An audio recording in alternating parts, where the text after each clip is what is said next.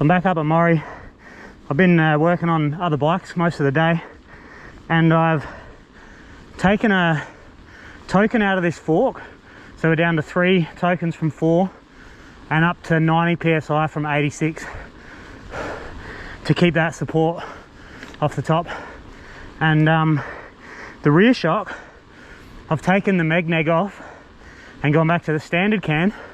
So my setup the other day was Megneg, all 4 bands in, and 1 positive token, and it was really good, but the fork was letting me down.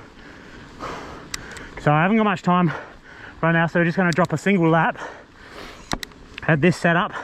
Damping's the same, high speed compression's open on the fork, low speed is 4 clicks in from open, so quite light. 5 clicks of compression on the rear shock. Rebound is 3 from full open now, where it was 2 from full open with the Megneg. And I'm also running 115 psi to get my 33% sag. I went back and forth for hours on the road at home, looking for that perfect cornering position. Not too deep where it's just all cornering, and not too high where you can't corner it. It feels like it squares you off everywhere and stands up. So 33 seems to be the sweet spot on this. That's 33 shock sag, so I'll elaborate more on what that is versus what Banshee's Reco is as I progress. But let's see how it feels. It felt fairly efficient on the climb. I'm not 100% sure, but whoa. Certainly more sprightly out the back. Definitely sprightly. See if I can get compliance. It still feels like it's, whoo, that's slippery through there. Still feels like it's quite fast on the rebound out the back.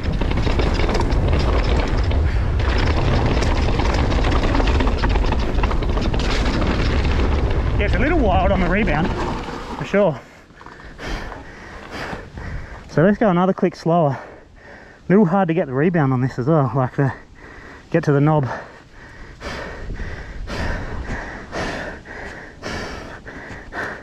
There we go. 1 slower, see how she feels. So the rebound stroke feels quite strong.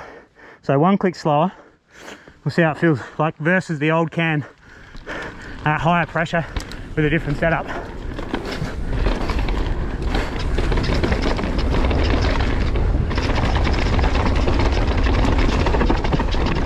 I'm not sure the fork's any better. Oh, maybe, but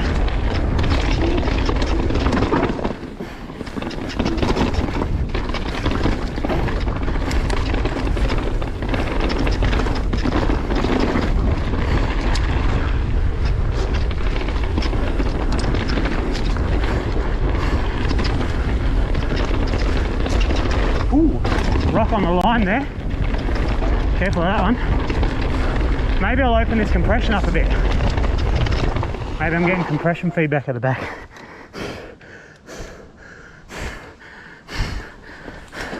Two clicks, less compression. Rebound at the same spot.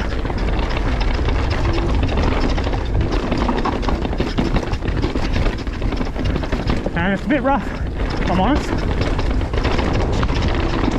It's fast, like it's... Oh, I've got good bottom out support there actually.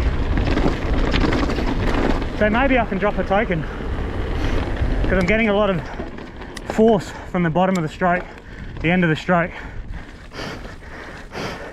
Even though I pretty much used the whole of the travel. Yeah, so I've bottomed it out on that huck, but didn't feel the bottom.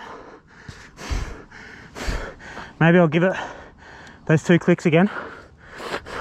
Fork. I'll slow it down a bit, see if it dies in the arse.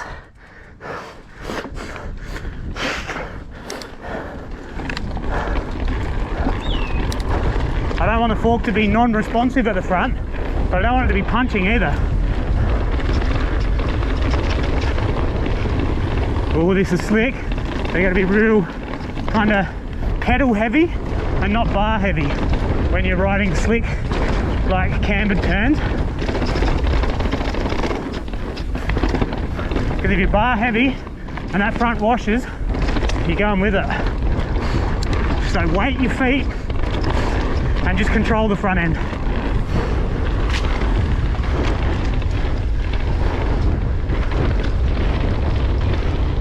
Woo! Oh, that's what I'm talking about. Yeah. Stay heavy on the pedals, lighter on the bars, because that stuff was super slippery.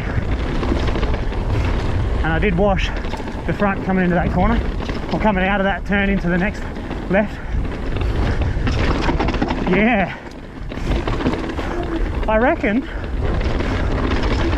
I don't know if I can sacrifice ride height. So if I do drop a token, I'm definitely going to be bottoming it like that. But that didn't feel like a super rough bottom out. Feels like it controls that bottom. But yeah, it's just, there's too much energy coming out of the spring, especially at the lower speed.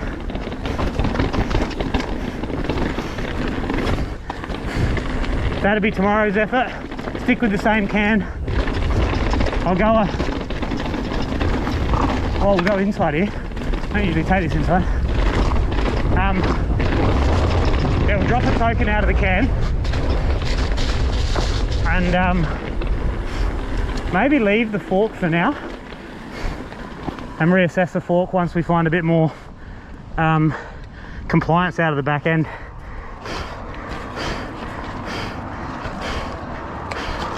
But yeah, that's it. So far so good.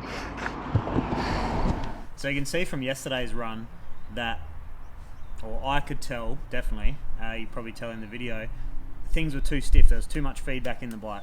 So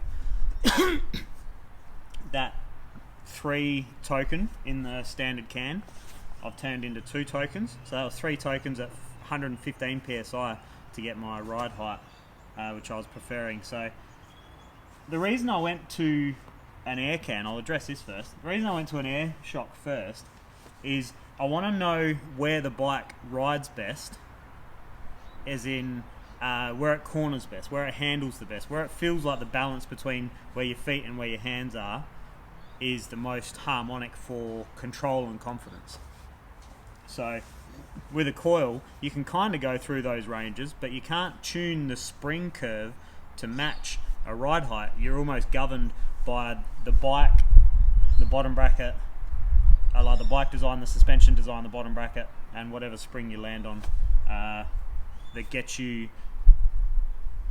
the best suspension performance. Whereas this, I can change the suspension performance to suit a ride height. So Banshee's recommendation is between 15 and 18 mil of sag, which I've tried on the street with the Megneg. It was definitely no way. Like, it's just really tall in the back, so there's heaps more resistance under your feet than there is under your hands, which makes you over the bars instead of behind the bars and in control. So it's kind of like stink bug. So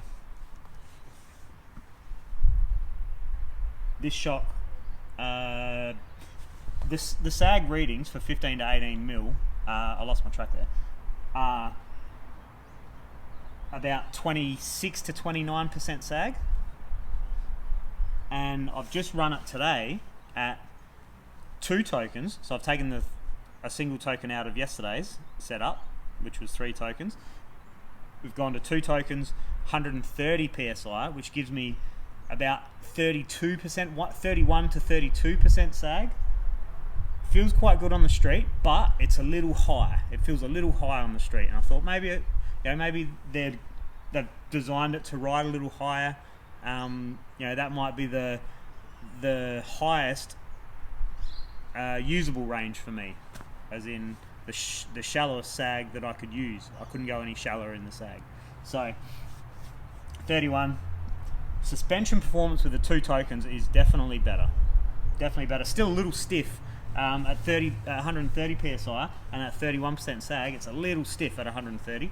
So what I'm going to do now is drop it down to 125. I think I'll probably end up at around the 126 mark, back at my 33% sag where that cornering is crisp. So that would be the equivalent to